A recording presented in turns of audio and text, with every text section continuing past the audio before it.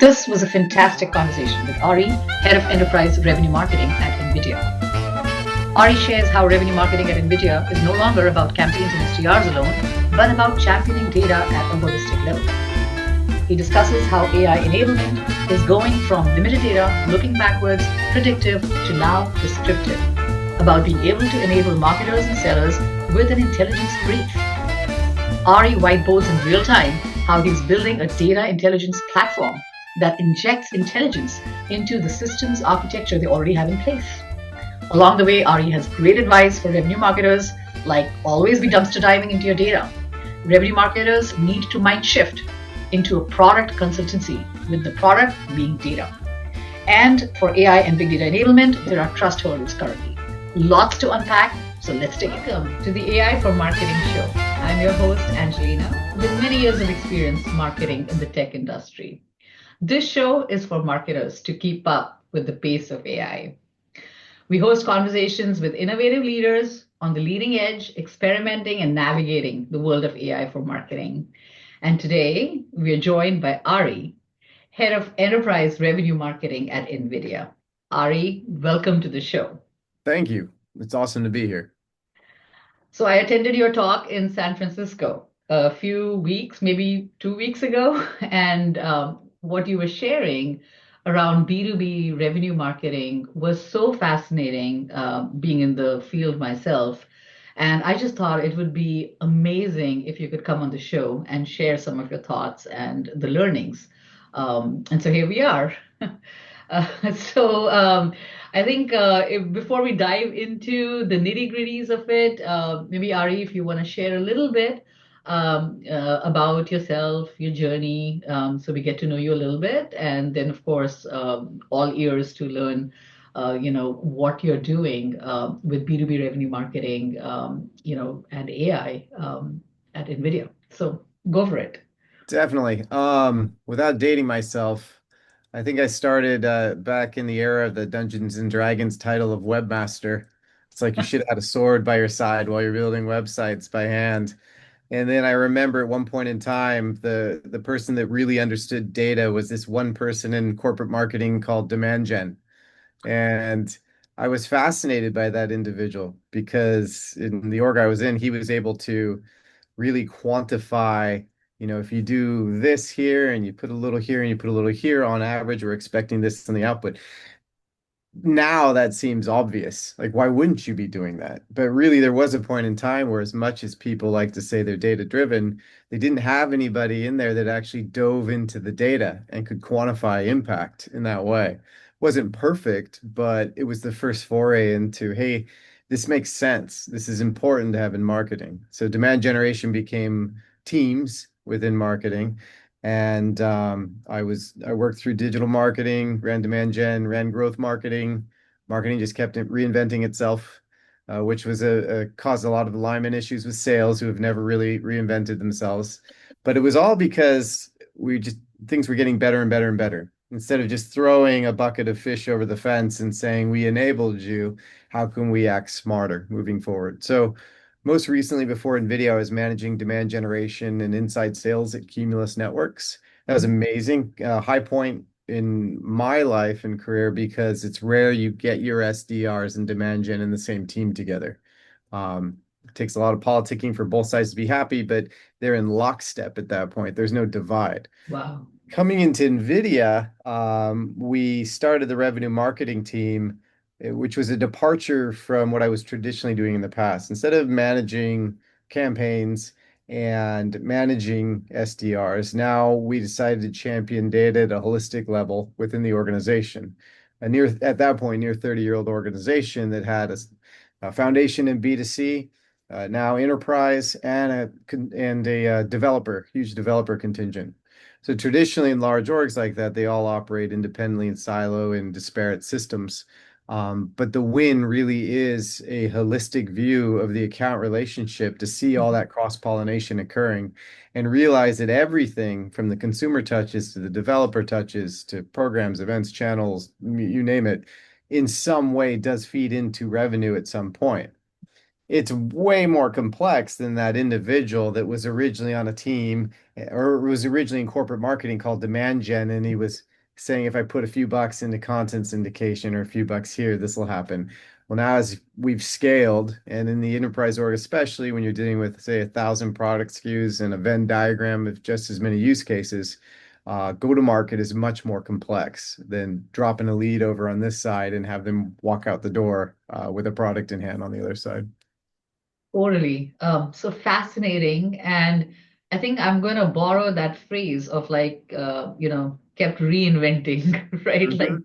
because that's how I find myself explaining, what I've been doing, right? Like, I went from engineering to product management to product marketing to online marketing, then growth marketing, revenue marketing, right? Like, You know, it's my morphed. favorite example is, marketers, I think for a quarter century easy now, ever since one-to-one enterprise marketing, pre-digital era, marketing's just tried to reinvent the buzzword of ABM, which Oh, really, God. yeah, I have a team member who just calls it that's smart marketing. It's how marketing should be, but we keep Yeah. reinventing ABM.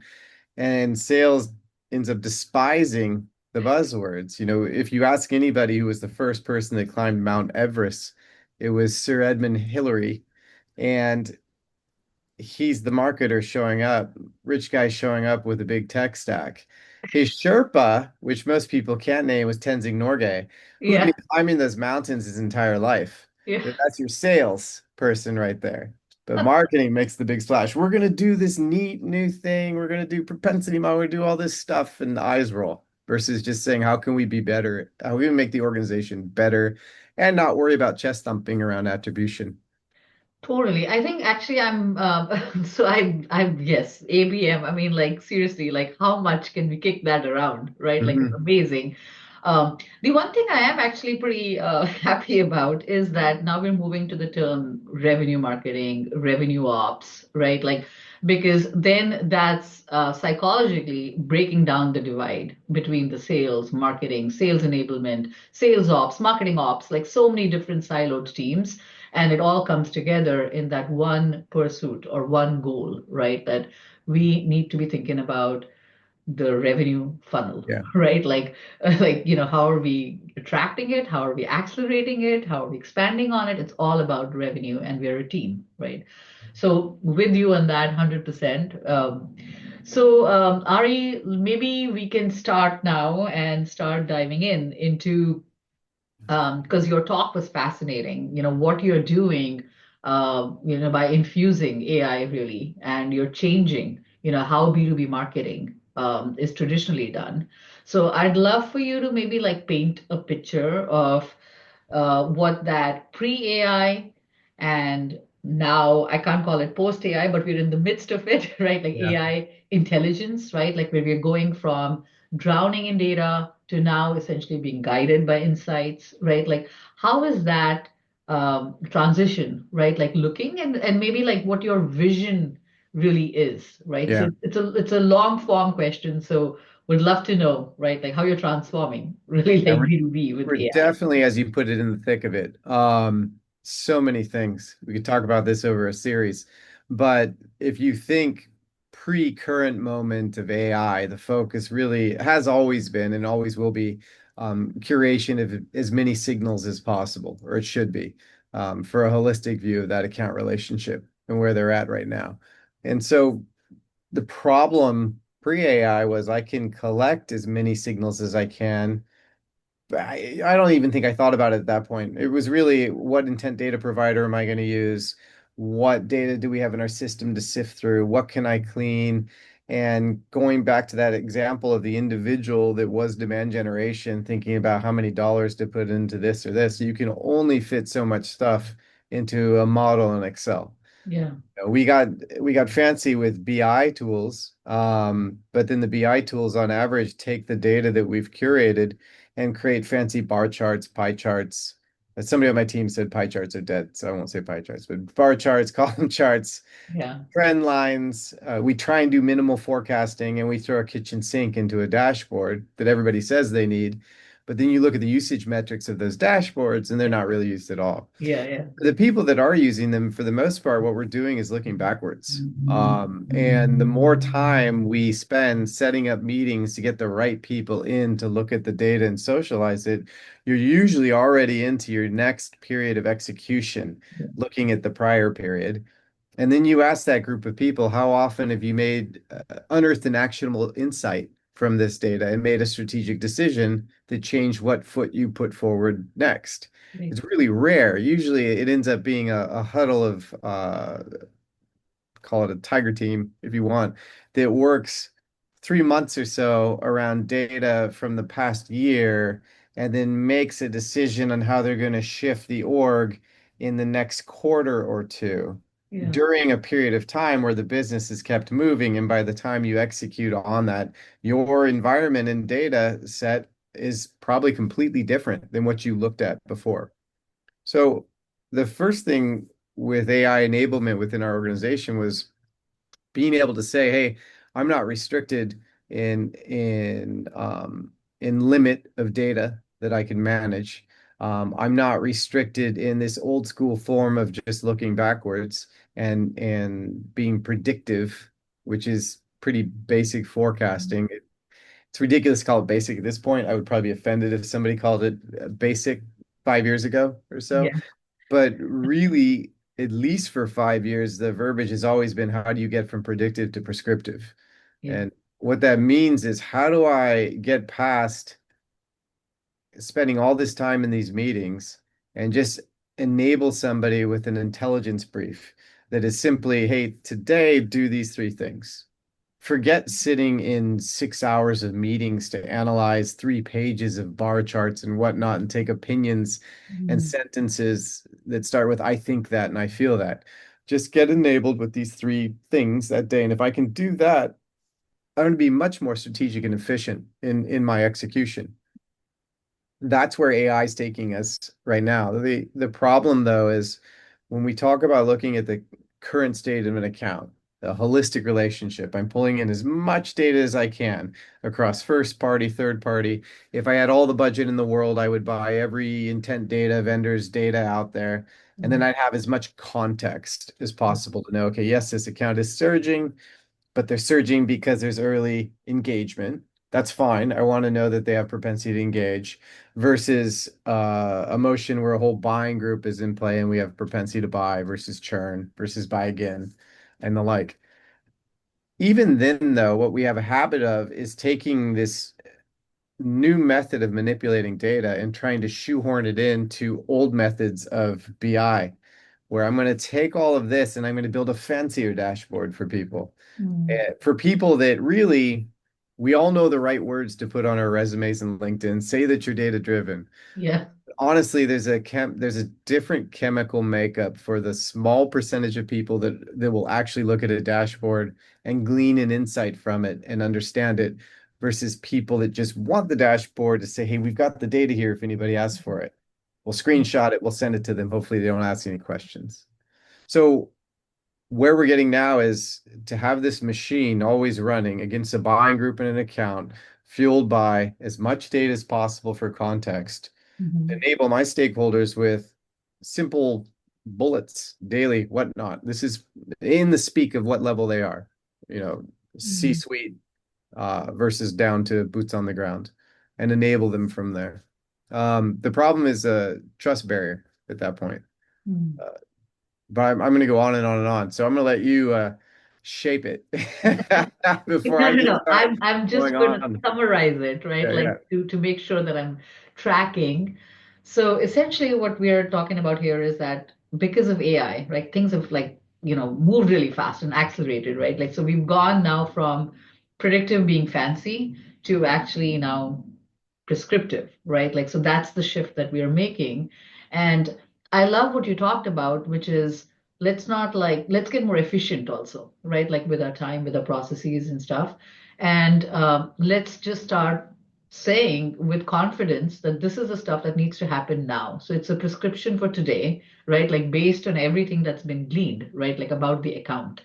Um, you know, the so I'm tracking with you so far, absolutely. the question, or maybe the clarification here would be, you mentioned that the prescription needs to be delivered, right? Like in real time. Now, are we talking about the prescription to the feet on the ground, right? Like the boots on the ground, like the folks who are actually doing the execution, because uh, sending this upwards, right, like to the C staff and letting them know like what's happening and stuff is great, but also it's a distance, it's a chasm between like who's actually moving the needle, right? Yeah. So I'm just so that clarification as well as what did you see in the transition, right, like to this prescriptive state and the momentum that you're now seeing, right, like with your own teams, like that would Yeah. be interesting to understand, right, like from We're you. still going through it. Yeah. I think we're going to be going through it because of that trust barrier, which I'll touch on in a bit for at least 3 years. To be honest, yeah, it's the LLMs on top of that data output that allow you to say, okay, for the C-suite, I want it to be a simple bullet summary so they can understand. We've always been asked, I want one sheet that tells me how the organization's doing. And at first you think, well, how the heck would I do that in one sheet? Well, in that C-suite slide, it should be very straight and to the point. What's working, what's not working. Here's a summary. What's relevant to you as a stakeholder in this realm.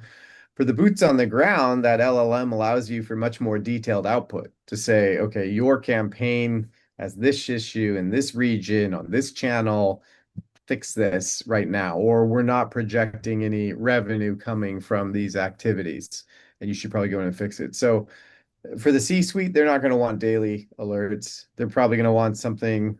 Somebody might be more in tune and say, I want them daily or weekly. Mhm. There are other leaders that have told me in the past that, you know what my favorite dashboard is? A laptop on my desk that's green when everything's okay. It's yellow if there's a problem, but it means somebody's working on it. And if it's red, I know I have to have a meeting. And that's all they want. Yeah. That's it. Yeah, yeah, yeah. So this makes sense. And if you put ourselves in, those shoes, that's really what we want, right? Like we just want to know that you're doing your job, and if there's a problem, you're on it, right? Yeah. Like so that makes sense. Coming back to enabling the direction of the boots on the ground with AI, right? So maybe if you can share with us a little bit of like how, right, like are you leveraging AI? Now, is this, some homegrown like system, or it could be a putting together like a workflow of systems, right, like that are Yeah. eventually doing this for you? Or, I mean, all of the tools and systems that you and I and revenue marketers like us are used to, whether it's like the Sixth Sense of the world or demand base, right, or Yeah. Tableau and all of these guys, they're also accelerating, right, like their AI offerings. So maybe if you can talk to us about what that is looking like, and what is actually, and maybe it's an experimentation right now, and that's totally fine. But where has it gone from to what it used to be to now, right? Like disparate systems to now being strung together and Yeah, the doing the it's orchestra. interesting where we're at right now. Anything brand new built AI from the ground up is fascinating right now and probably leading and cutting edge. They f- they don't fall as victim as much as the pre-AI box solution providers did before as far as um, custom org structures, custom system structures, because AI is great for unstructured data. We live in this unstructured world. We have a problem where we keep trying to structure everything. I'm going to take all this great AI stuff and put in these old BI type dashboards to enable my stakeholders. Um, our tech stacks are very antiquated systems architecture right now that we're trying to couple with this modern AI enablement of B2B, B2C in business, the world in general. So when I take a marketing automation platform and a CRM with this left to right side mentality, and they're split between predominantly sales ops ownership and revenue ops on the other side or MOPS, and I see I'm going to implement a holistic AI solution, what's happening more often than not is each part of the org is finding their own shiny object. And the best example I like about that is where if you've got somebody running paid, somebody managing the website, conversion rate optimization, somebody managing forms, email nurtures, sales outreach, and all of them go out and they get their own AI solution around the data that they think is important to them with horse blinders on. That solution chooses the winning variant. Whereas if you take everything at a holistic level and pull in, say, account engagement matched in our B2C side of things, so I know which ones are better fans than others and third party and whatnot, I find that the accounts by the particular role, by the product interest, by the industry, the accounts in the winning variant for that journey isn't wins across the board, as is decided in silo. It's actually going to vary Yeah. by firmographics and demographics.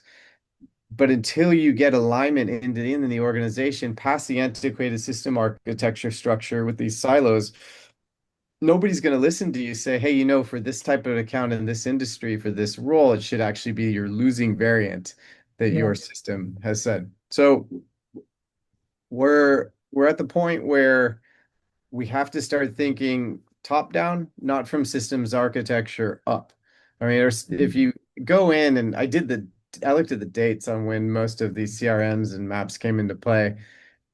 They've been around for a pretty good while, and Yeah. everybody's playing catch up now, AI wise. But in that 20 catch years.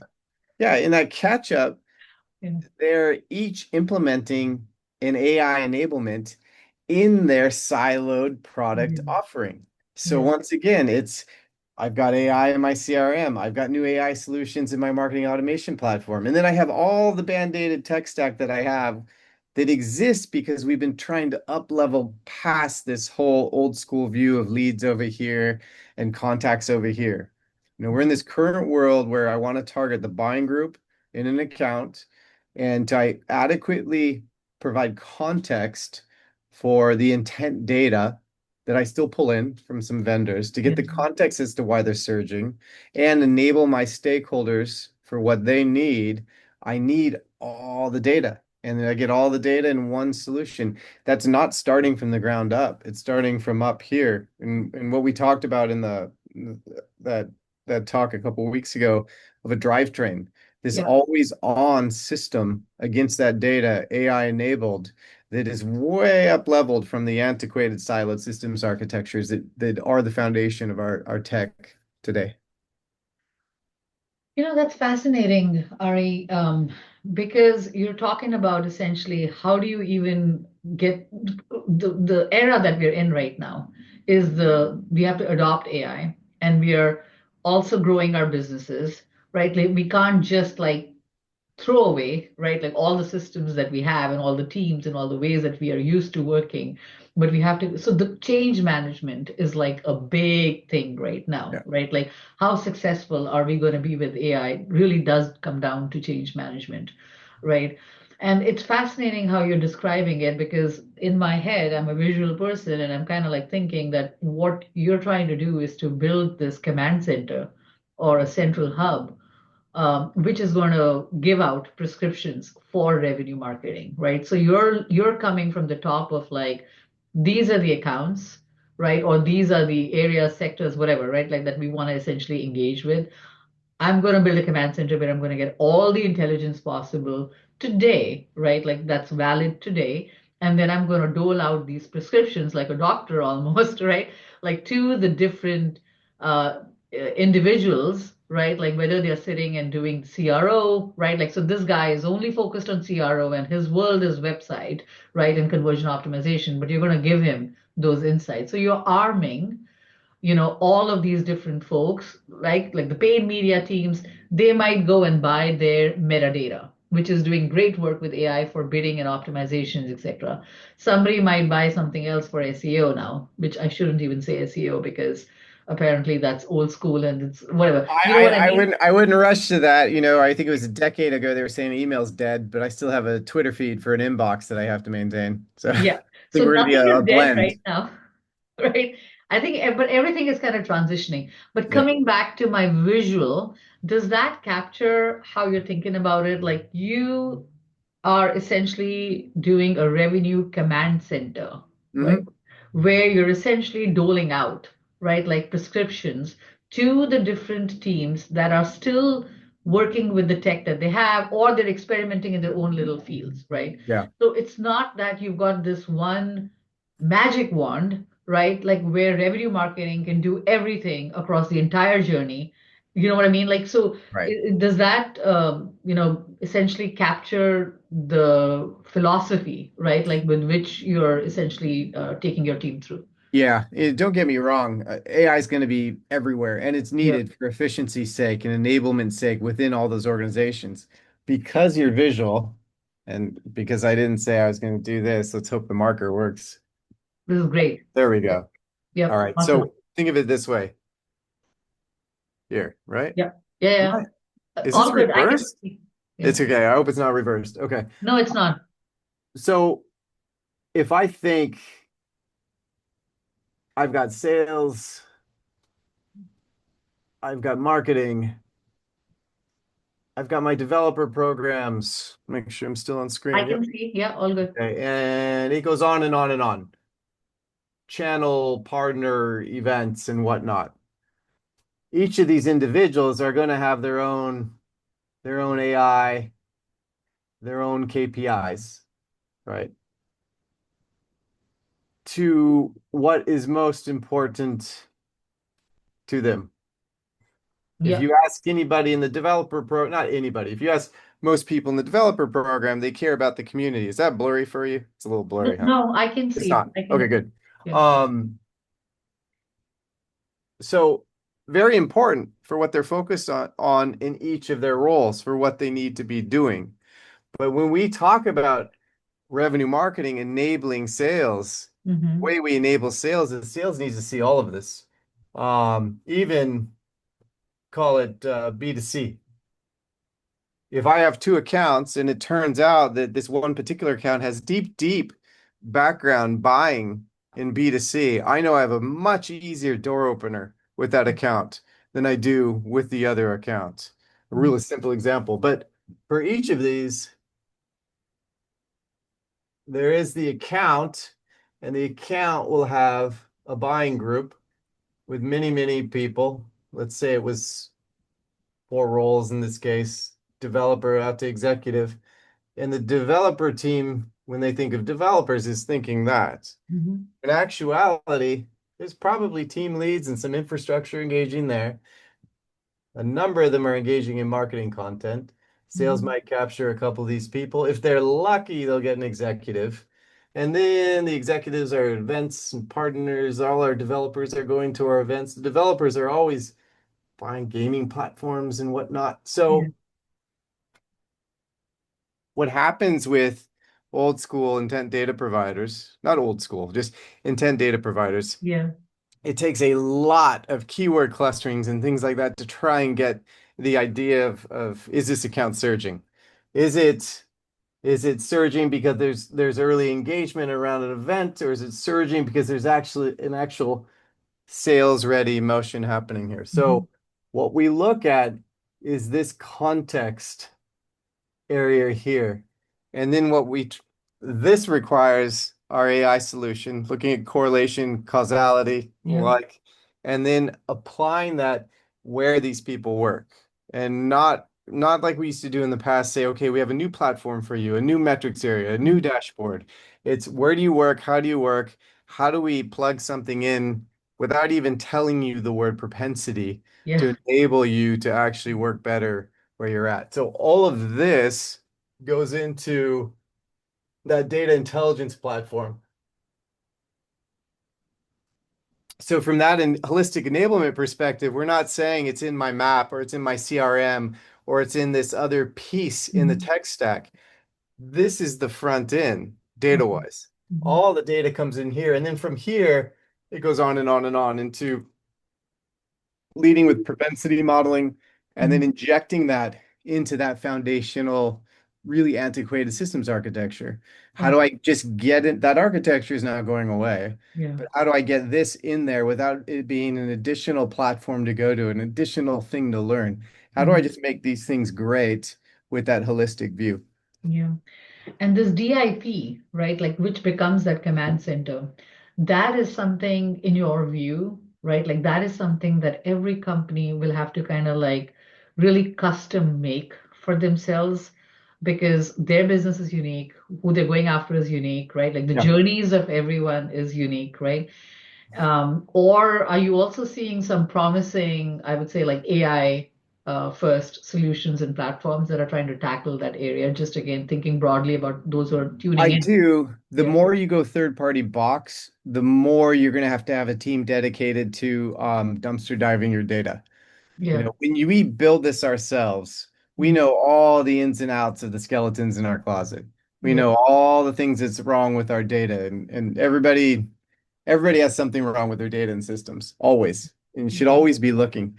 But the more you go into a box solution, the more you have to actively police how that's working in your system, no matter how much customization you did against it. If you're doing it ground up yourself, presumably hoping you have the right people in there, because let's be honest, if I my an AI ML individual coming out of school doesn't have a deep background in B2B and yeah, understand in all the nuances in there. So yeah. you have to couple that together ground up and get that right and then police it moving forward. But when you unleash a third party solution into your system, you're going to have to spend even with the first party, you're gonna have to just remember not to do the old school Martech vaporware solution of I'm gonna buy this, I'm gonna turn it on, and I'm just gonna assume that it's right, doing things right. Yeah. It, it doesn't work like that. I Yeah. mean, I've got stories where I've been burnt, right? Like where I've actually like spent so much time championing and getting those six-figure systems in, and Yeah. then, it's the instrumentation, it's the Mhm. adoption, it's the usage of it that actually I um think a gets that. favorite thing, and I feel like this is surfacing again, and passively so, was in a prior org, there was an early, it wasn't called intent at the time, but there was a model around who the SDR should be calling and should not be calling. Yeah, Typical quadrant, A1 to D4. yeah, If you were D4 somewhere in there, you just didn't get called. It's not yeah, worth their time because these are people making 40 to 60 calls a day, which yeah, is a feat in itself. So you better be calling people more worthwhile than others. yeah, So you didn't have free time to say, well, maybe I'll now check out the D4s. yeah. There was a 500-person trucking company knocking at the door wanting to buy, but couldn't get a call back from anybody. And only found this out by dumpster diving the data and seeing the activity in there. And then finding out that that box solution was based on your historics. And historically, we didn't sell to, I think it was Cleveland, Ohio. And Mm, so they had a region-based factor in there that said, okay, if you're in Cleveland, Ohio, then you're down in this D area. And mm, so now we're saying we're going to unleash these solutions that yeah. are going to come in, and you better be keeping an eye on it, knowing that the nuances across all our organizations are so vastly different and sometimes a little less predictable than others. Yeah, and that's actually a little, I mean, it is quite concerning too, because we are essentially giving away, right? Like we're on the path of giving away a lot of our power, right? Like to these systems, because we feel that they've got access to all of this data and they're essentially, whatever they're coming out with, like the prescriptions that they're coming out with, have got to be grounded, right? But the reality or the nuance is that these are grounded in what was fed to them, right? Like in the biases they did pick up, in the limitations, right? Like that were fed to them while grounding them. So it's a little concerning in that sense that um, because we're getting into such a scale game and such a volume game, that it's going to become increasingly difficult Yeah. for humans, right? Like to stay involved in what the decisioning is telling us to do. You know what I'm saying? Yeah. I don't want to be the doom gloom here, but I'm just thinking that we got to be vigilant, right? Like on what we're feeding these systems. I don't feel like I'm losing power per se. I feel like I'm being enabled. Yeah. But I'm being enabled because not tooting my own horn, but from the wrinkles on my face, you can see I've been around in the B2B world for a while. So I have domain experience. Somebody really summed it up for me correctly, where the one thing we trust right now is a chat prompt, because a chat prompt I can control. But if you don't have domain experience in what you're asking it about, it's not going to exponentially enable you like it does for the person with domain experience. Yeah, yeah, yeah, And yeah. so if you have that domain experience and you have the right team to pull in that AI enablement, the output is extraordinary for what you can do. You Yeah, just have to have the right people to understand, well, actually, this isn't quite right, or this has to be factored in there, or this has to be tweaked. yeah, The worry are people that might be coming out of school and solely yeah, focused on AI solutions and not necessarily foundational best practices, say in B2B, B2C. yeah, Then you don't have a check yeah, against it. You're just taking everything at face value. yeah. That would be the concern.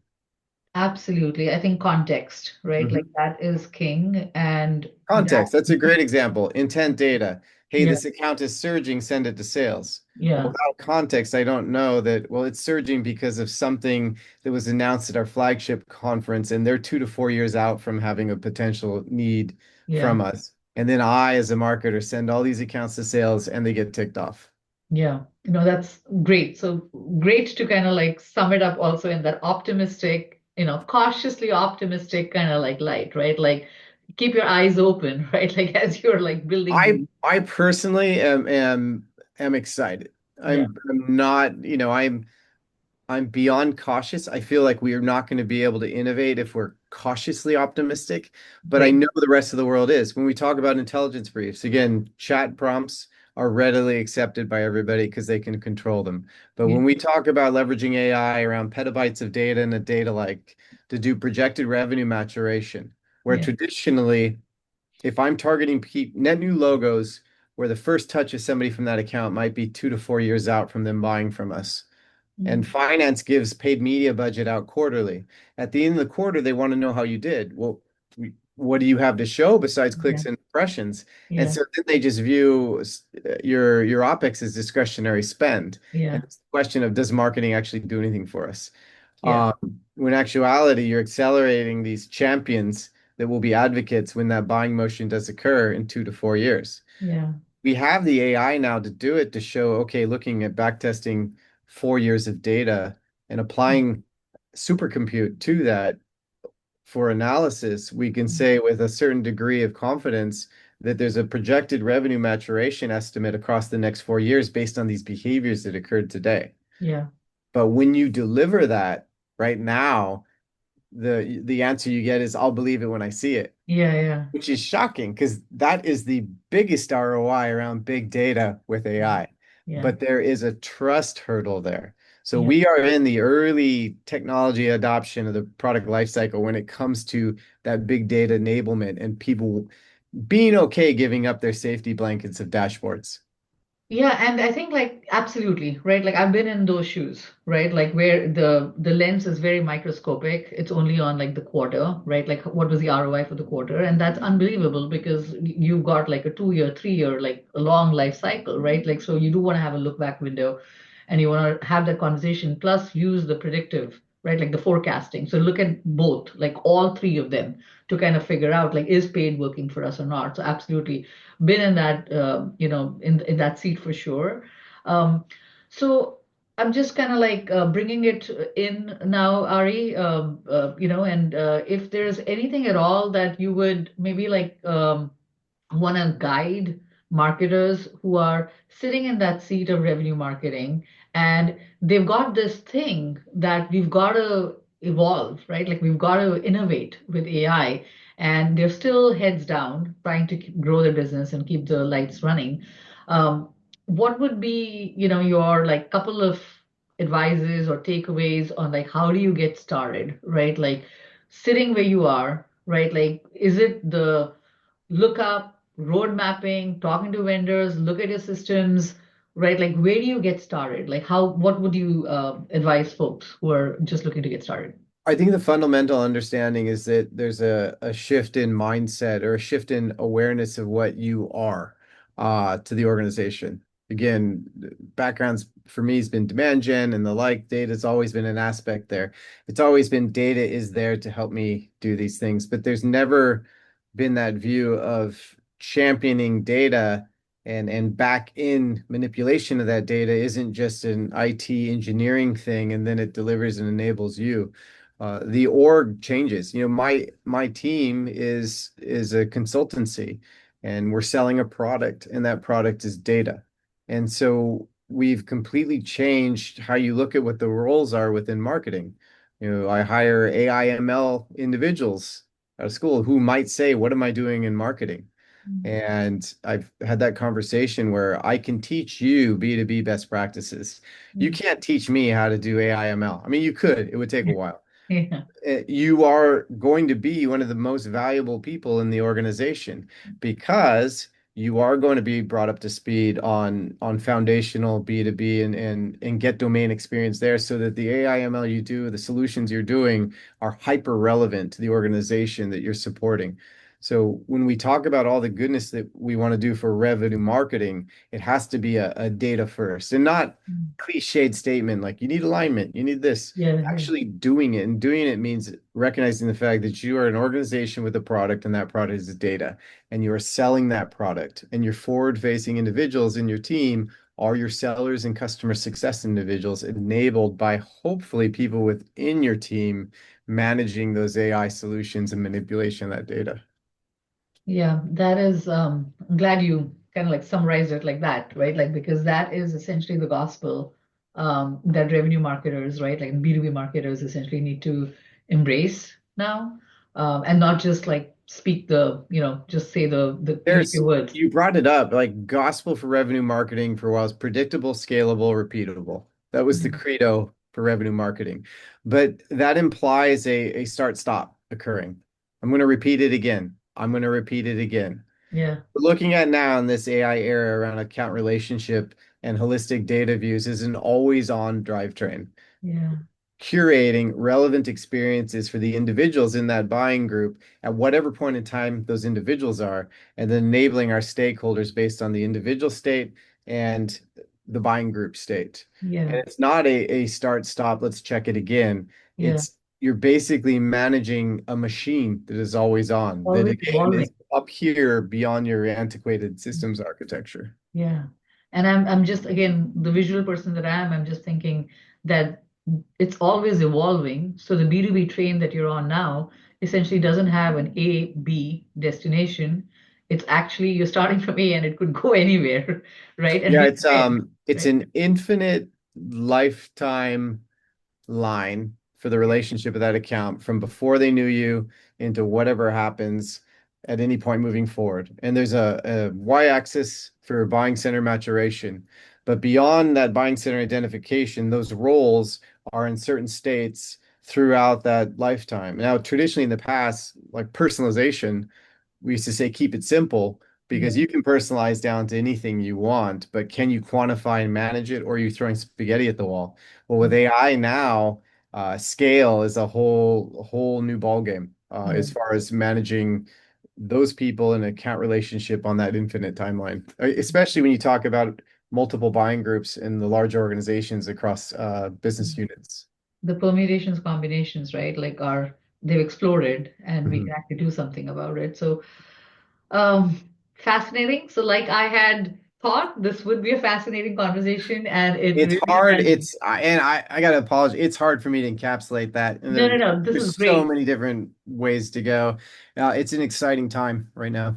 Absolutely. It's a very exciting time, and I think you mentioned the trust hurdle, and I think what's important also to overcome trust in anything is education, right? Like educate your stakeholders, educate yourself, and that is really the mission with which I'm also kind of like engaging in this platform, which is we need to have these conversations, right? Like so that folks can get educated and inspired. For me, the big thing right now is how do I enable these stakeholders where they're at, how they work, without having to educate them too much. Because my seller doesn't want to learn about propensity modeling. They don't care how the soup is made. Yeah. Just tell me how to start my day, and if that turns out to be neat and help me in some way, uh, that's success. Which again, as I'm thinking about it, so you're at that point where results are able to now essentially speak for you, right? Like you've been able to show some wins, and those results are essentially doing the talk for you, and you don't I need. You I know? would say data-wise, from my perspective, yes. Yeah. Our organization is very complex. It's much more complex than quantifying how many people came in the front door and went out the back door. Mm. So, I would say, like all things with a lot of AI enablement in marketing, we're in this trust era. You could say that I've bridged the trust gap. Mm. But we're a complex ecosystem, so I don't want to jump the gun and say everything's rosy. Yeah, yeah, yeah. Ask me in a Oh, year. yes, absolutely right. Yeah. Like there's lots of mountains to climb and rivers I to will cross. say, I can honestly say that if we were to unplug everything, everything that we're doing right now, it would feel like we were back in the dark ages. Yeah, totally. I mean, it does feel like that at some point, but then you have to kind of like think back to 20 years ago when we were at the start of the internet era, even, right? Like, so I think like we're at that point now, and just keeping that excitement and learning as we're navigating, that's crucial, right? Like, and not getting stuck to the way we thought things run. So with that, I think we'll draw this to a close. Ari, All again, right. thank you so very much. Honestly, like I've learned so much from you, and pleasure to have you on the show. Thank you. Thank you so much, and I'll drop down some of your nuggets as well as like ways to contact you, your LinkedIn profile, etc. in the show description, so folks can get in touch with you. Right. I appreciate it. Anytime. I enjoyed the conversation. Thank you.